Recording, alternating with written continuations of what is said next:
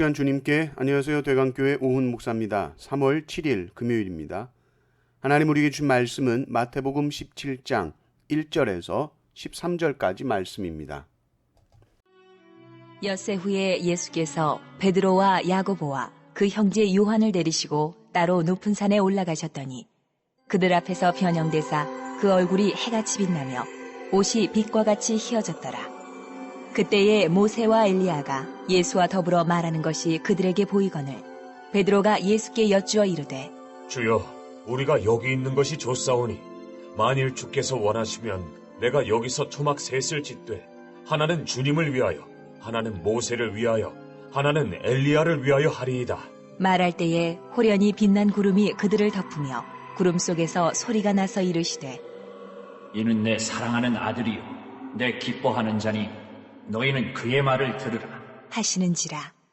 제자들이 듣고 엎드려 심히 두려워하니 예수께서 나와 그들에게 손을 대시며 이르시되 일어나라, 두려워하지 말라. 하시니 제자들이 눈을 들고 보매 오직 예수 외에는 아무도 보이지 아니하더라.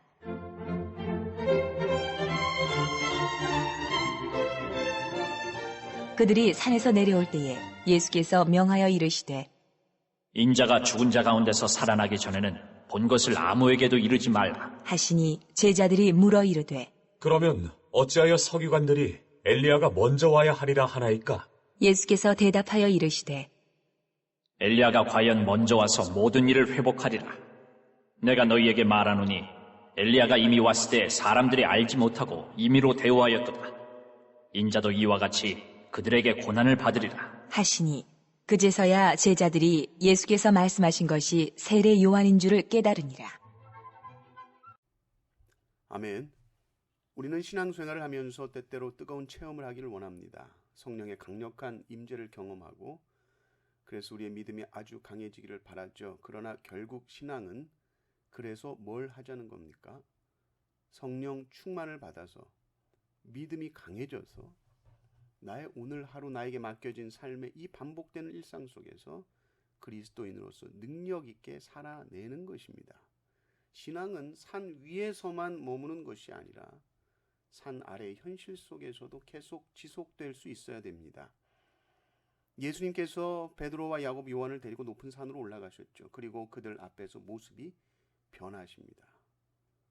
모세와 엘리야가 나타납니다. 모세는 구약의 율법을 상징하고 엘리야는 선지자를 대표하죠. 이 모세와 엘리야가 예수님과 함께 있다라는 것은 예수님이 바로 율법과 선지자의 완성이다라는 것을 보여주고 계시는 겁니다. 베드로는 아주 놀랐고 또 황홀했을 것입니다. 그리고 이 놀라운 순간이 계속 지속되기를 원했습니다. 그래서 여기 눌러 살면 좋겠다. 여기가 천국이네.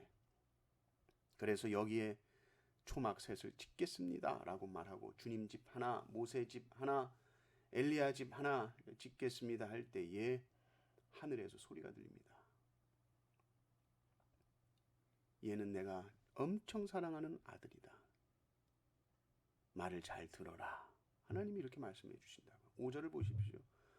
말할 때에 호련히 빛난 구름이 그들을 덮으며 구름 속에서 소리가 나서 이르되 이는 내 사랑하는 아들이요 내 기뻐하는 자니 너희는 그의 말을 들으라 하시는지라. 우리 신앙에서 중요한 것이 예수님이 누구신가라는 것인데 이것을 하나님께서 지금 제자들에게 확증해 주고 계십니다. 예수님은 그리스도시고 살아계신 하나님의 아들입니다 라고 이 베드로가 고백했던 이 신앙 고백을 하나님께서 확증해 주시는 것이죠. 모든 인간들은 하나님의 존재 또 하나님의 현존을 직접 경험하게 될 때 그 지극히 거룩하심 앞에 압도됩니다. 평소에는 예수님께 선생님하고 다녔는데 그분이 참된 하나님의 아들이심이 드러나는 순간 그 엄청난 격차, 그 속에서 자신의 연약감과 죄성이 깨달아지면서 두려움에 사로잡히죠. 그리고 엎드립니다. 예수님께서 일어나라, 두려워하지 말아라 하시고 제자들을 일으키시는데 그때 모세와 엘리야는 사라지죠. 제자들에게 의문이 생겼습니다. 서기관들은 메시아가 오기 전에 엘리야가 먼저 온다고 했는데 지금 이들이 엘리야를 봤거든요. 그러니 엘리야가 먼저 온 게 아니고 나중에 온 거 아닌가? 예수님이 정말 메시아라면, 그리스도라면 엘리야가 먼저 왔었어야 되는데 왜 이제 엘리야가 왔는가 생각합니다. 궁금해할 수 있죠. 그런데 예수님께서 말씀하십니다. 엘리야는 이미 왔지. 그런데 제대로 대우하지 않고 죽였잖아. 그러자 제자들이 세례 요한이 엘리야였구나 라는 것을 이해하게 됩니다. 그리고 예수님이 정말 메시아구나 깨닫게 되는 것이죠. 예수님께서 변화산에서 영광스럽게 변화되신 것은 제자들에게 있어서 단순한 신비로운 체험이 아니라 내가 메시아다, 내가 하나님의 아들이다 라는 것을 보여주신 겁니다. 그리고 그 하나님의 아들이신 예수님은 하늘 보좌에 계신 게 아니라 우리가 있는 이 땅으로 내려오셨다라는 것이죠. 제자들도 천국을 맛봤지만 거기 머물 수는 없습니다. 산 아래로 내려와야 됩니다. 십자가가 있는 곳, 고난이 있는 현실 속으로 내려오는 겁니다. 하나님께서 우리에게 주시는 특별한 은혜, 또 영적인 체험들 왜 주시는가? 정말 하나님의 살아계심을 왜 경험하게 하시는가? 그 능력으로 산 아래의 삶을 살아라. 예수님의 말씀을 따라 살아갈 수 있는 힘, 능력을 우리에게 주시는 것입니다. 이는 내 사랑하는 아들이니 너희는 그의 말을 들으라. 들으라는 것이죠. 내 아들 맞다. 그 말을 들으라. 주님의 말씀에 순종하는 것입니다. 정말 예수님이 하나님의 아들이심을 경험한 사람은 감사함으로 그 말씀에 순종할 것입니다.